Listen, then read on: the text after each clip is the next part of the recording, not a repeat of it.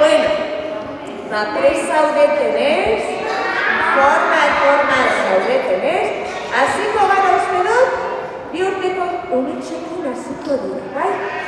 Gauzatzarat gogoratu. Egon behar gara, izi, esan, izi,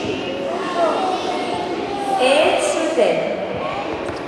Eta bukatzen dutenean, txalo haundi eta menu bukatzen handoia. A ver, praktikatzen txalo bien, gongo.